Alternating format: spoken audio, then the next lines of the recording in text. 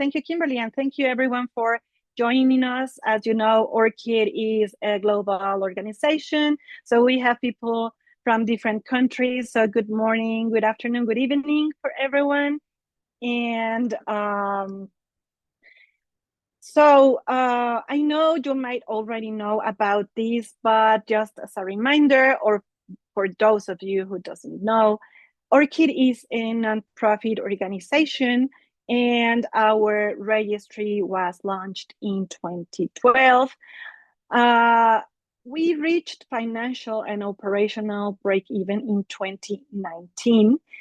And since we are a non-for-profit, we are sustained by our member organization fees. But so we reached this financial break-even thanks to our increase and growth in this with members. We are also guided by our values and our 10 founding principles that were created since the very beginning of ORCID. You can check these in our website. And we are also committed to making fair open data available via our public API and also our annual public data file that we release each year in October around Open Access Week. And FAIR, also for those of you who haven't heard this acronym, FAIR stands for Findable, Accessible, Interoperable, and Reusable data when we talk about data. So our vision, ORCID's vision, is a world where all who participate in research, scholarship, and innovation are uniquely identified and connected to their contributions across disciplines, borders, and times. And the way we are planning to get there is by enabling transparent and trustworthy connections between researchers, their contributions, and their affiliations, by providing these unique persistent identifiers for individuals to use as they engage in research, scholarship, and innovation activities. As you can see here in this map, ORCID's very broadly adopted, and you can see that active researchers, we have right now 11.2 million active researchers. And by active, we mean those who have either signed into or updated their own record or use this their own record to sign into another systems in this last year. In this map, you will also see some figures. We can see two icons, one representing the ORCID staff with this person icon around the world. We are now 44 people at ORCID, and as you see, we are a small team, virtual. We have a virtual organization, and on the other side, you will see the member organizations. Again, these are the institutions which sustain this initiative. And as today, there are a little bit more than 1,500 member organizations in 69 countries. And we have 28 national consortia and 2 regional consortia, one in Latin America and the Caribbean, and the other one in Africa, just recently created. And we also have the way that ORCID works is by enabling, as we said, transparent and trustworthy connections around the world with systems and platforms. As of today, there are more than 6,000 that we know, of course, integrated systems where researchers are connecting their information. And I want to talk a little bit about persistent identifiers, better known as PIDs, what they are for, and what's the benefit of using these persistent identifiers, so you can understand all the the workflow for trusted metadata. So PIDs are globally unique. So each PID will resolve to one entity, either dataset, person, journal, article, project, or books. As the name said, these are persistent identifiers. So these will stick around. They are not reassigned. They are well governed, and they are technically resilient. These are also persistent identifiers are resolvable by humans and machines. They are easily made into URLs with landing pages and underlying metadata. Also important for us to understand what is the role of these persistent identifiers in open science. So PIDs are quite important to create this ecosystem of open science, even though they are part of this. You might already know this Foster taxonomy or the UNESCO diagram. They are in the whole ecosystem in the open as an open science tool. So this is the place where you will see that we need to have these PIDs because they are part of this open infrastructure. And PIDs or persistent identifiers are not only for people like ORCID, but also there are PIDs, open PIDs for institutions like ROR, and also PIDs for things or for these research outputs like the DOIs that you might already know as well. So PIDs will make more open science framework, a more interconnected science, and it's quite important for us to understand that we really need PIDs to get these interconnected PIDs, and the magic will come when they are interoperable. So it's important that all these PIDs are interconnected and interoperable between each others. And we mentioned FAIR. So PIDs are very important to make this data fair. We need to use PIDs for this purpose to make data findable, accessible, interoperable, and reusable. And again, you might already know this, but again, as a reminder, the ORCID provides three main services. First of all is the ORCID ID that you already know that it's a unique persistent identifier, free of charge for researchers. It's very easy to get one, less than a minute, and you will get registered for getting an ORCID ID. And it's represented by this 16-digit alphanumeric code. You might have seen some IDs that have an X at the end. These represent the number 10 because it's a checksum. And these ORCID IDs are going to be connected to your ORCID record. So the ORCID record, it's the second service that we provide, and it's a digital CV or profile that includes metadata like affiliation, employment, education, funding, peer review, research outputs, and other metadata. And last but not least, the ORCID APIs. API stands for Application Programming Interfaces, and it is simply this tool that will help us to make systems and platforms interoperable with the ORCID registry. And again, here is for those of you who haven't seen an ORCID record, this is the ORCID record and the sections that you will find in these ORCID records.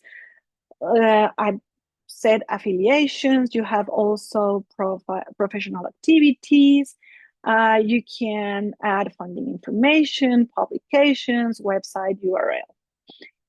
In addition of these metadata, there are two other sections that are not available for the user to assert it themselves, like manually add this information, because this information needs to be added through a member organization, through the member API.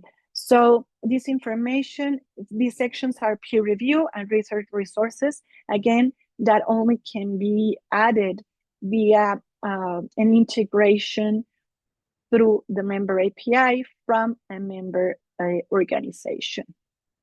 And then you will see it available in your ORCID records.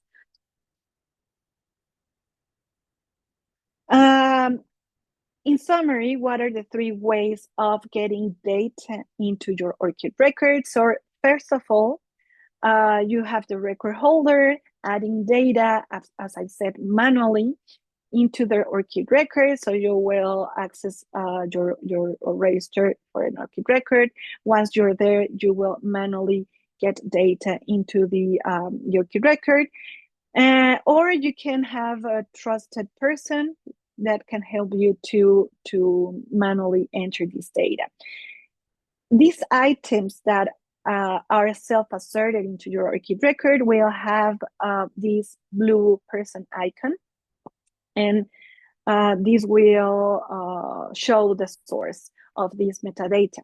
The other way is through a member organization. Ideally, this will be the best scenario for reducing administrative burden to record holders, because this will be asserted directly through their institution or an organization through the member API, connecting to different systems, grant systems, manuscript submission systems, institutional repositories. There are a lot of examples that are getting data through the member API into the ORCID records. And the other is the affiliation manager, that it's a tool developed by ORCID, and it's only available for consortium members, but this will also add affiliation into the ORCID records. And you will see for these items that, of course, the source will be the institution, and the icon that you will see for these items indicating the source, and this is for to make it more easily visible, is this green check mark or green tick in each of the items.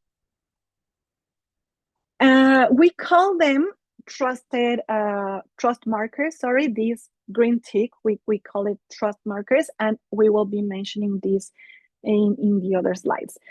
Again, the ORCID record is very easy to understand and easy to use. You have here, as we've seen, the view of an ORCID record, but on the other side, there's a view with a record summary expanded, which will show the provenance, the source, as we were saying, the origin of this metadata, and the trust markers. Again, these trust markers are the green check marks that we see here. And in 2023, we released this summary that can be embedded in publisher review processes. But now, because we saw that this was very useful in 2024, we started making this available also for the user interface for people to be able to see this. If you go to your preview, in the right upper part of your ORCID record, you will see also the summary of your ORCID record. As we've been saying, ORCID's member organizations play a key role in elevating trust in research integrity. So think of ORCID as a hub of research-related data that gets propagated throughout these scholarly systems. And these images are we call it virtuous circle. And this is the ideal scenario where all the stakeholders contribute this validated metadata to ORCID. This is our, again, ideal scenario. Because the more fully populated ORCID records and integrated systems there are, the more value that all stakeholders can gain from adopting ORCID. And also, please bear in mind that member organizations should add this data with the same level of quality they would like to read this data. ORCID member organizations add this validated information, as we've seen, when an ORCID member updates the ORCID record, this source of provenance of data is captured and is ready for reuse. And again, reduce administrative burden in general and make a more trusted scholarly environment and ecosystem. Ideally, research organizations will be adding affiliation, publishers will be adding outputs and reviews, and funders, of course, adding funding items. These trust markers that we've seen, it's quite important for you to understand that these are going to be helpful for decision making as well.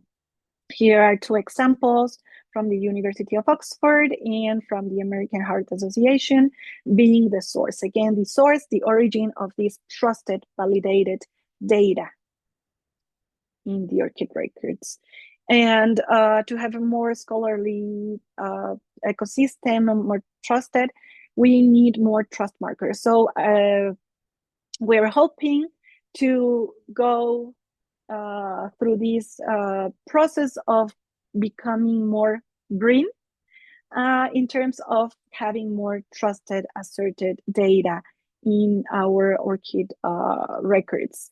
As more, of course, ORCID members add data, add these trust markers to records, the most robust the entire scholarly records will become.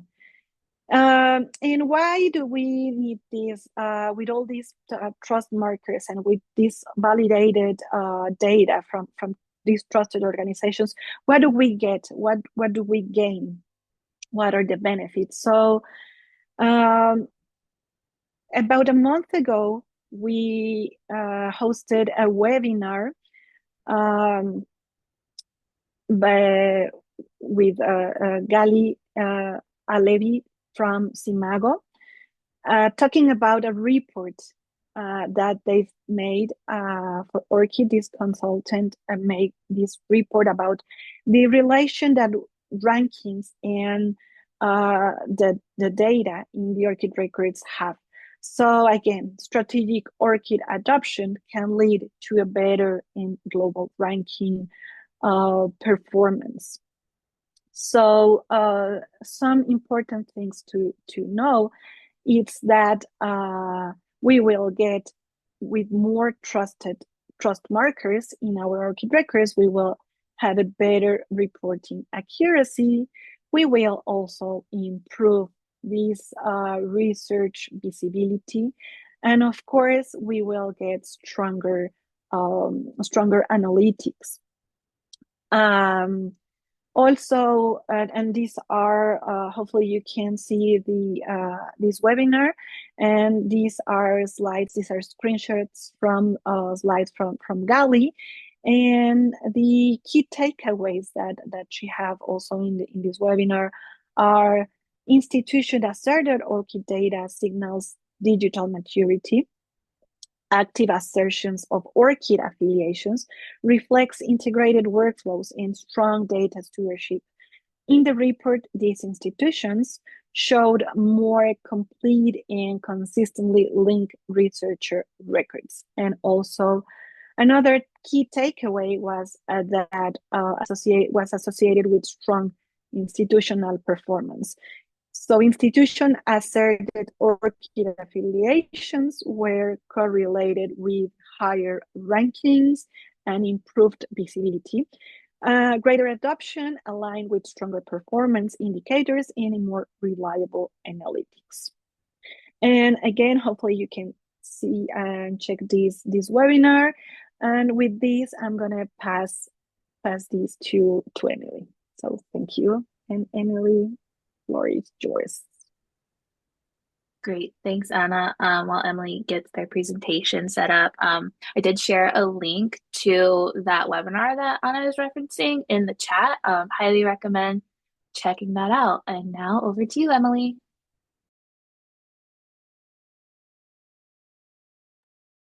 Hi. So as Anna mentioned, The more fully populated ORCID records and integrated systems there are, the more value that an ORCID record has within the scholarly record. And researchers are the most important stakeholders here at ORCID. Researchers are the ones creating an ORCID record, connecting to external systems and trusted sources, and tracking their impact across the scholarly record.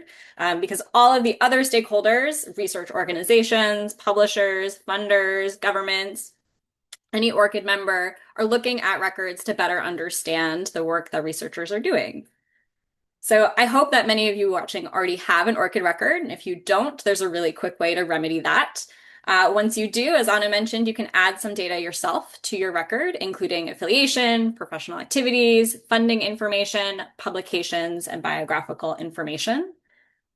And it's important to know that all of the information on your ORCID record is controlled by you. You get to set the visibility for each of these items individually. So there might be affiliations that are visible to the public, while some of your works might be visible to only ORCID members or these trusted parties.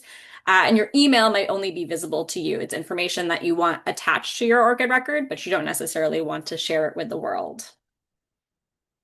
So in order for that automated hub aspect to work effectively, there are a few things that you can do to make sure that your ORCID record is working for you from day one. And this helps all of the trusted sources that you'll work with within your career learn about you and credit you for any of your contributions moving forward.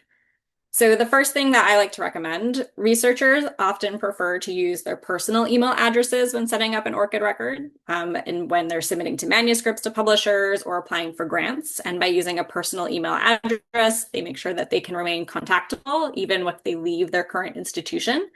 What we also recommend is adding a second email, adding your institutional email address directly to your ORCID record. And that way, when publishers and funders collect your authenticated ORCID IDs, they will be able to see that you have a verified email domain on your record. It demonstrates your association with an institution in a way that preserves your privacy. So you don't need to share your entire email address, but they know that you do have an email from that institution. And I'll say anecdotally, this is one of the easiest things that you can do for your ORCID record. It's something that editors and funders want to look for immediately. They want to know really quickly, is this person, who is this person? Do they have some kind of affiliation, and where to find it? And you can do this directly on your ORCID record. If you go and look at it and go to the emails and domains section and select the pencil icon, you'll be able to add your email and verify it in order to get your verified email domain to show. So the next task, so by the time that you register for an ORCID ID, you probably have already published an article, you might have presented at a conference, you might have submitted a preprint to a repository, maybe deposited a data set somewhere. Maybe you've done that many times. All of those research outputs are what we at ORCID refer to as works. And our goal at ORCID is to limit the number of times you have to enter all of that information manually in our database and in other systems which will work. So several ORCID members have built import tools that allow you to import information about your publications, other research outputs, all of those works, directly from those databases into your ORCID record. And you'll see this under the works section of your record, where if you select the add dropdown, you have this import works from other services. And it'll present you with a list of these import tools. Now, these tools cover a variety of disciplines, languages, and research outputs. So you can choose the one that makes sense based on your scholarly record. And by selecting the Connect Now button beside any of these tools, you'll be asked to grant permission to them, and you'll be able to search, select, and add works to your ORCID record. You'll notice at the top of this pop-up that there are ORCID certified services. And these are services that you can use to search, select, and add works to your ORCID record. But more importantly, they offer the option to automatically update your ORCID record over time as they discover new research outputs.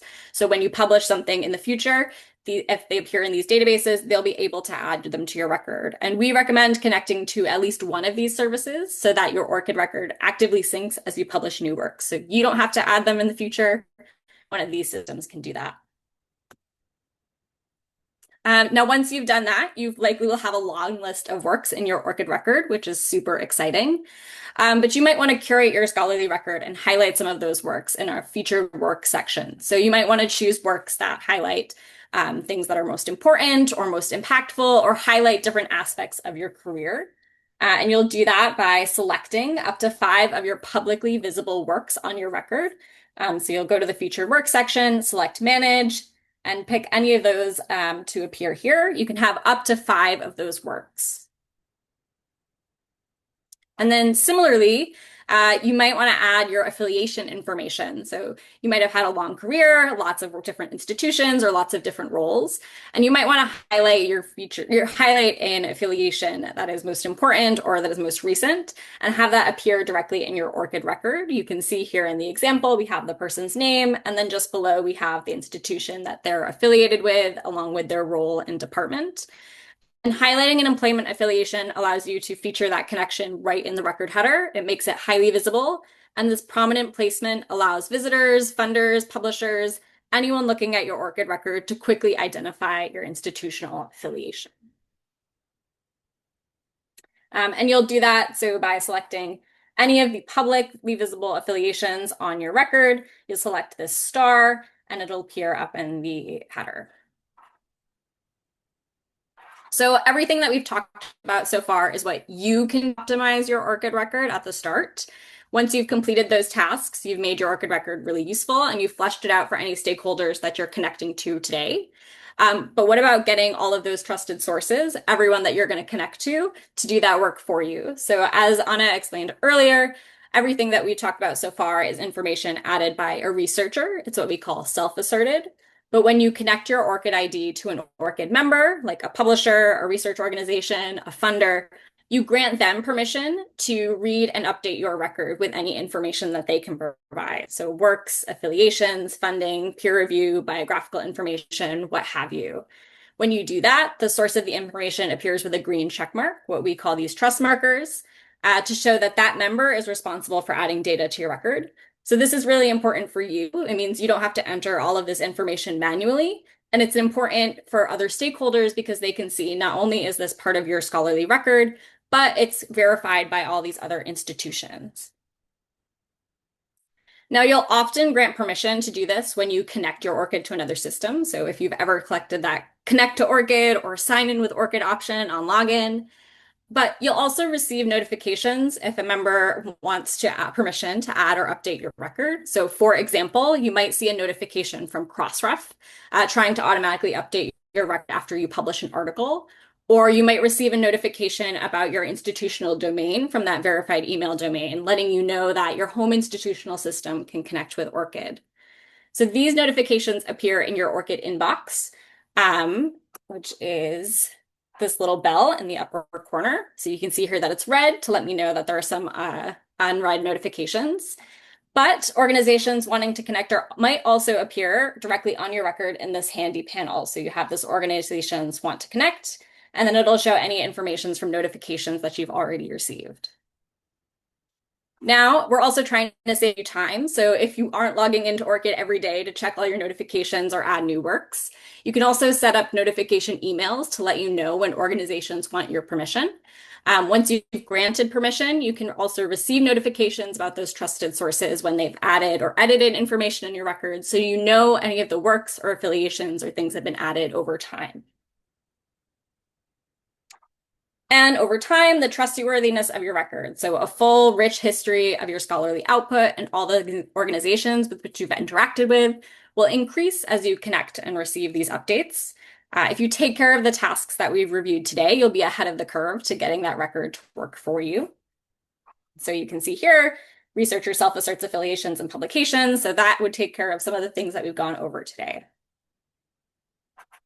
And I also want to note, so I've reviewed just some of the features that we've worked on to help make ORCID smarter and help it work for you.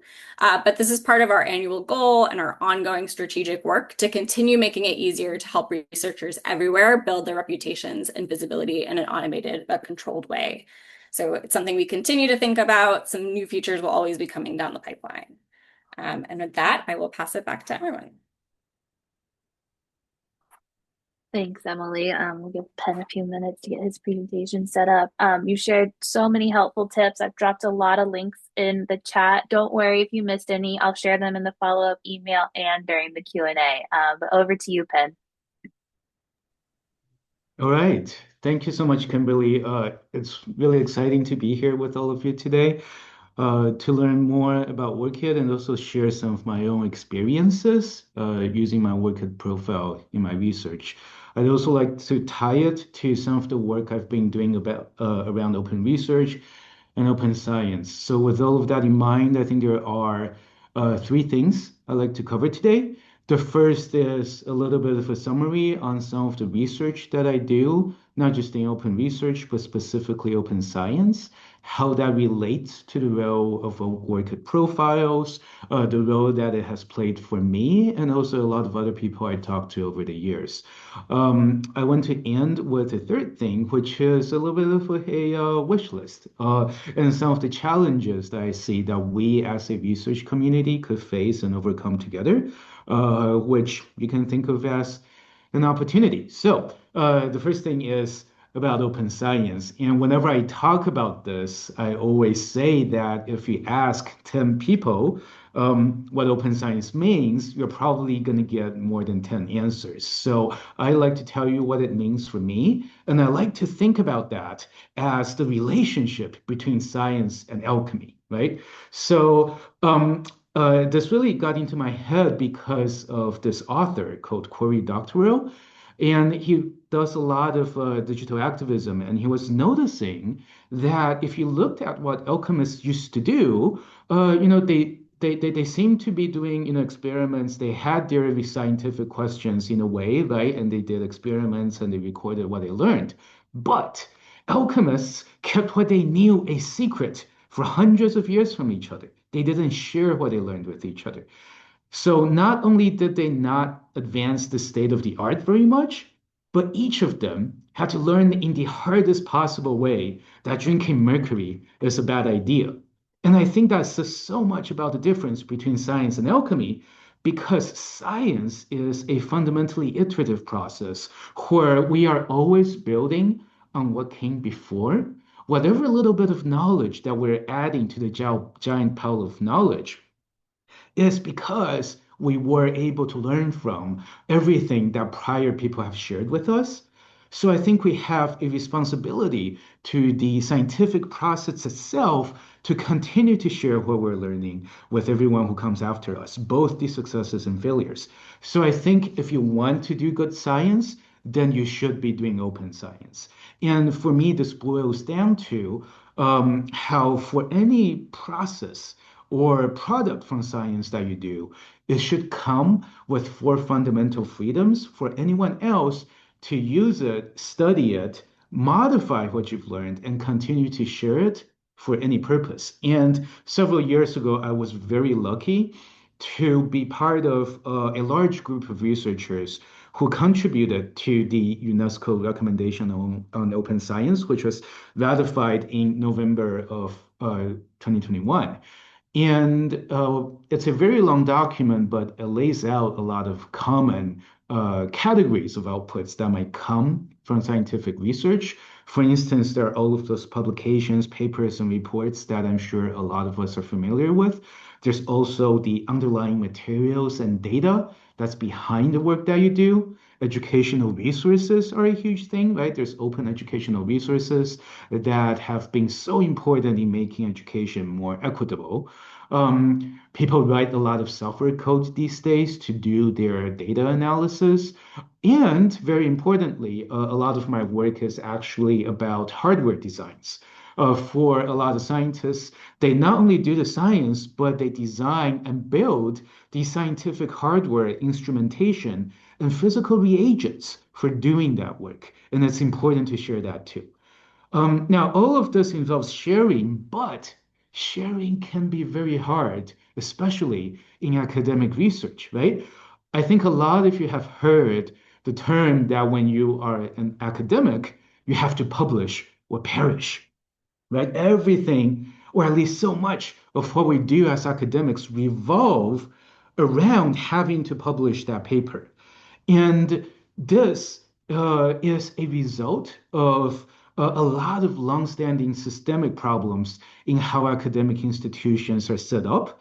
And my research over the past 5 or 6 years has been about how do we make the lives of researchers easier so that they, are not overwhelmed by having to publish or perish, right? That they have the time and resources to share more of what they do and learn from each other.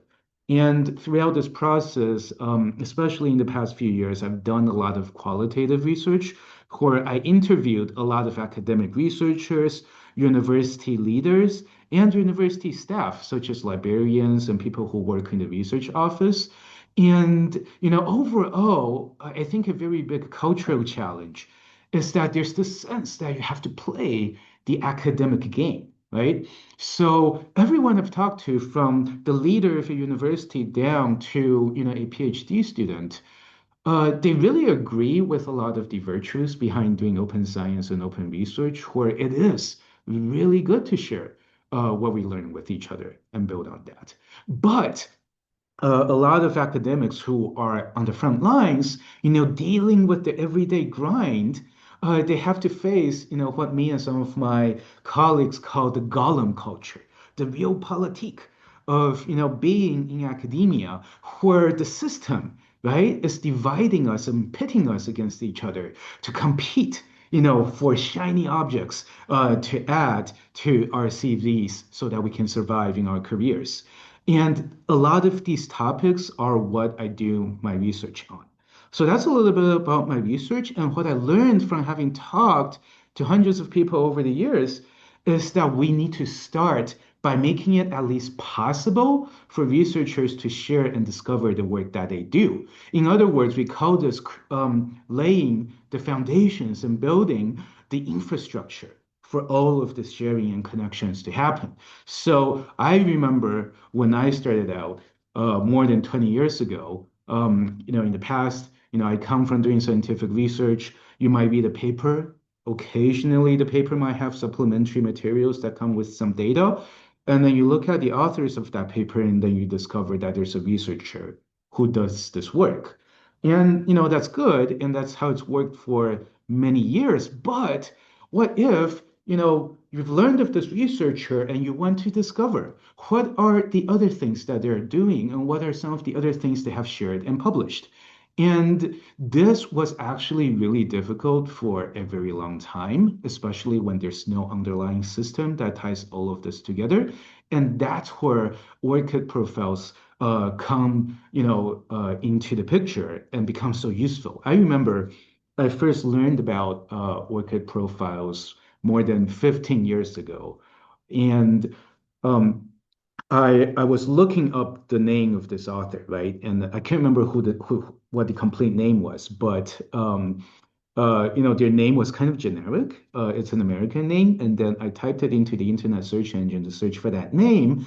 A lot of results came out with a lot of papers by an author with that name, but I couldn't tell whether those papers are all published by the same person or whether they're published by different people who happen to share the same name. And that's when I first learned about ORCID profiles, because they give you that persistent identifier, the PID, the PID, right?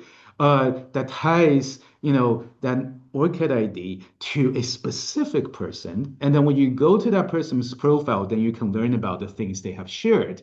So for the past, more than 10 years, I've always included my own ORCID ID when I publish almost everything. Okay, and it really is many different things.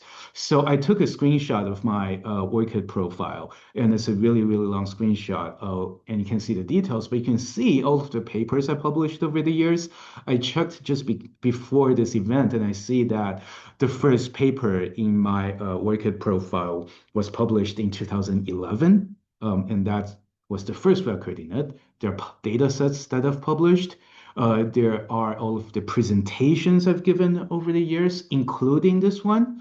There's the code that I wrote to analyze the data. And I was really excited to discover a while back that, even all of the peer review that I've done will show up as activities in my ORCID profile. And peer review is really interesting because sometimes publishers don't publish the contents of the peer review. And if that's the case, you'll just get a record in your ORCID profile saying, this person has done peer review at a certain time for that journal. But it doesn't have to reveal the entire peer review. However, I think there's actually a lot of work going on around going towards open peer review.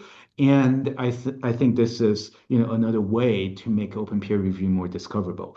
But anyway, most of the items in my ORCID profile are now automatically added by whichever place I publish that item. So, for example, for the presentation that I'm giving right now, I will publish it to the Zenodo open research platform. And because Zenodo is tied into ORCID and because I included my ORCID ID when I published to Zenodo, it automatically shows up in my ORCID profile.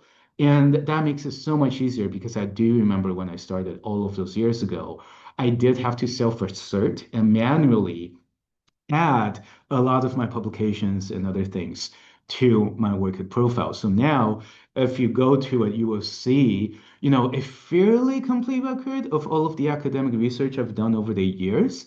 And what I think it has been so useful for both me and a lot of other people I talk to is that ORCID IDs and the profile that you can see here, they essentially become an online version of your CV. And it can even include a biography about yourself that you can update as your research changes. And it's also really useful, I think, as a digital business card. So in the past, I remember handing out and receiving physical business cards from people, but now it's digital in that, for example, you can set up a QR code for your ORCID profile and you can show it to another person. They scan it with their phones and boom, they're taken to your ORCID profiles, and that tells you about what you do. And I think that's a really useful thing to do. Another really important thing is that I think ORCID IDs remind us and enable us to assign more granular contributorship. So what I mean is that, again, in the open research movement, there's been a lot of talk about better acknowledging everyone who's contributed to research in addition to the traditional author list, right? And what I'm showing you right now is a system that's recently proposed by Alex Holcomb about how, we should, include the names of everyone who's contributed to a piece of research, including everyone in the acknowledgement section of a paper. And the acknowledgement sections should also include the ORCID IDs of everyone listed there, rather than just the ORCID IDs for the authors, right? So I think that's an interesting infrastructural development that's really exciting. And the other thing is that I was super excited just over a year ago to see that in addition to all of the different types of records in my ORCID profile that I've talked about just now, 2025, I think, was the time when a lot of new item types were added, like musical compositions, videos, performances, artworks, or even maps. So there's such a diverse array of different things you can add to your ORCID profile. And this is so important because it reminds us that research produces very diverse sets of outputs in addition to a traditional peer-reviewed paper. And it reminds us of the importance of respecting epistemic diversity. In that scholarly research is not only about doing quote unquote scientific research, right? There are different ways of approaching knowledge and different ways of doing scholarly work. And I think ORCID ID, the ORCID ID is so useful for highlighting that diversity without assuming that one kind of output is automatically better than another. Okay, so I'm almost out of time. I'll just end with looking forward a little bit, and based on my research experience and my own experience, some of the things I would have on a wish list for the future of PIDs and ORCID infrastructure. So the first thing is that we saw earlier that a new feature for your ORCID profile is you can pick up to 5 publicly viewable items as your featured works, which I did and I'm now showing in the screenshot. And I was so excited to see that because my ORCID profile is so long and it's awesome to, highlight what I would really like people to see, right? And that's great, but I would love to be able to take this a step further to enable what I would call custom views.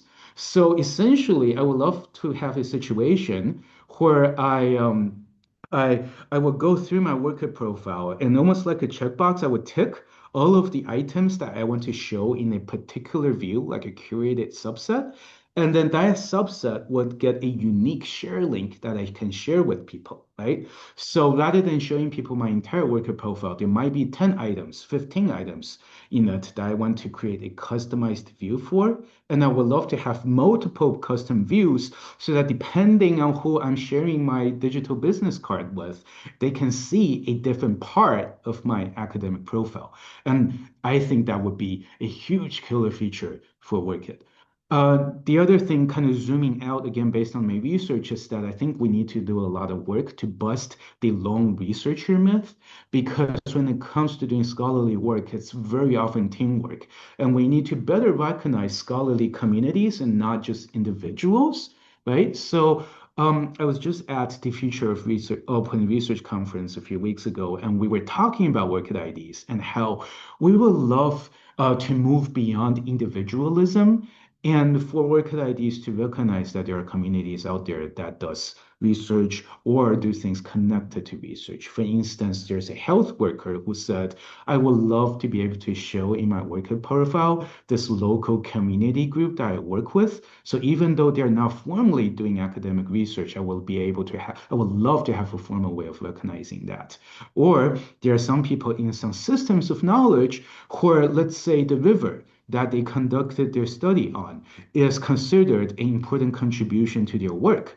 Can a river get, a ORCID ID, or should it have some sort of other identifier? And those are questions to think about. Now, zooming out even more, the last thing I want to share is that I have a long-term concern, which is the centralization of power, or what some people would call the institutification of a lot of infrastructure for academic research. For instance, my university profile.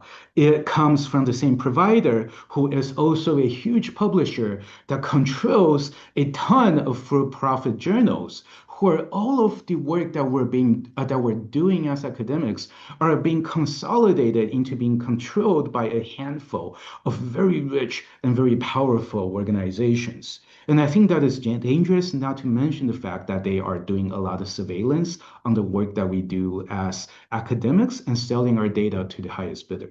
So the question I will leave with is, how do we govern our infrastructure like WordCat to solve instead of perpetuating existing systemic problems in academic research?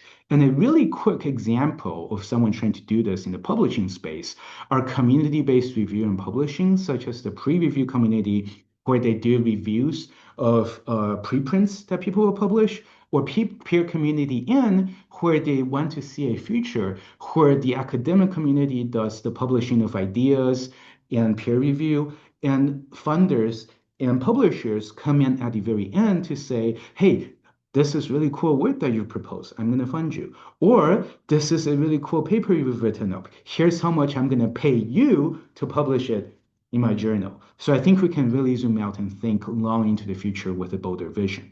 But regardless of where we end up with that, it's important to recognize that even though WordKit might not solve every problem, it is the first step. And I encourage all of you who haven't done it yet to create that WordKit profile so that we can all begin the journey together to share and learn from each other more by using basic infrastructure like WordKit. Thank you so much for having me here today. I really appreciate the chance to share some of my views. I would love to get your criticism. My editable slides have been published to Zenodo. You can follow that link or just go to my WordKit profile or find me on social media on Mastodon. Thank you so much for having me here today. Wonderful. Thank you so much, Penn. You've given us all a lot to think about. As folks are gathering their thoughts for the Q&A, I'm going to launch another quick poll just to gauge what everyone thought about the session and what takeaways they are taking from it. I think our first question that I'd like to address, Anna, could you help us firstly understand the difference between having an ORCID record and being an institutional member of ORCID? Someone is asking, what are the pros and cons of having an ORCID institutional membership if I can create a free ID? So can you help clear up that question there? share, and I think I will answer. And thank you for the question, because this is a common question, a very good question. So individual accounts are for, as we've said, for people to manage their own data. And these are free. These ORCID IDs, these ORCID accounts will be always free. And we have some blogs and information about this. And institutional memberships are for organizations to automate, to have more control and track these metadata. And again, as we were saying, the only ones who can push trusted data, trust markers into your ORCID records are those member institutions. So they have the power to write to these to your records. And of course, this will be benefit also for researchers, because this will eliminate these data entry.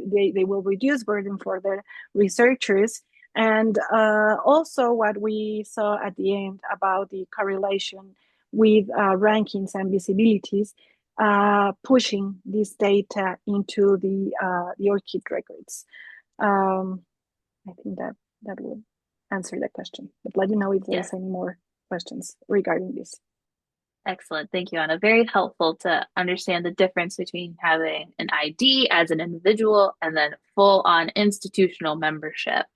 In the poll that we launched at the beginning of the session, overwhelmingly people noted that their ORCID record is a manually updated CV. And then the questions that we got in the Q&A are lots of questions. How do I integrate ORCID data to Scopus, Google Scholar, ResearchGate? You know, how do I link my contributions to preprints with ORCID? So, Emily, could you help us understand, one, how do we find out which systems we can connect our ORCID record with? And two, how do we do it? Yeah, that's a really important question. So if a system has an ORCID integration, they should have some documentation about how to connect to it. So for example, if you look at Scopus's documentation, they have one. You're able to connect it directly in your profile. If you are using a system that doesn't have an ORCID integration, you should let us know, or you should let them know, so we can try and connect with them and help that happen. But in any of those situations, I would start with ones that we have listed in our import tools. Those are ones that we know they can add directly. They've been approved, and they have lots of different sources to start with. And then from there, anytime you see an opportunity to connect with an ORCID or sign in with ORCID and connect to some kind of account, those systems and those integrations will be able to do some reading or writing with your ORCID record. Excellent. Thank you very much. Next question, Penn. I think some of the folks on the call are just looking for some advice. If someone has what would be considered a placeholder record, where they've got an ORCID record, but they're not doing much with it, or they are going to go and register for one right after this session, do you have any first 2 or 3 steps you'd recommend they take just to turn it into a functional tool, or the first few things that they should do to get their record ready for use? Oh, yeah, thank you for the question. I can think back to how I myself got started more than 10 years ago. And I have to admit, it felt a little intimidating at first, because I thought of all the things I could possibly add to my ORCID profile. But I think it's very important and surprisingly useful to start small. So if I were to start with a new ORCID profile, I'll probably do, the following 2 or 3 things. Number one is just to get the ball rolling, I will probably manually add, a handful of publications, right? Just so that I have something. And then the next thing is that I will probably go to my university and make sure I have my profile updated with them. And then they can actually do a lot of the work of automatically pulling in the rest of my records. And then the last thing I will say is that, like I said earlier, I do really love the featured works option. So once you have a more populated ORCID ID, it's really quick to just pick even just a couple items from your public record and add that to your future works. Oh, sorry, one more thing. I think it's also really useful to add that biography at the beginning with just a paragraph or two, like 100 words about yourself. And I think that ends up being a really good CV. Agreed. Very, very helpful answer. Hopefully those tips help some of the early career researchers on here feel less intimidated and ready to go ahead and get that work of record functioning. Another question for you, Penn, that's just come in. Do you believe that the widespread adoption of open infrastructure like ORCID and PIDs poses a threat to the profitability of proprietary databases and commercial providers, or any thoughts on that? Yeah, that's a good question.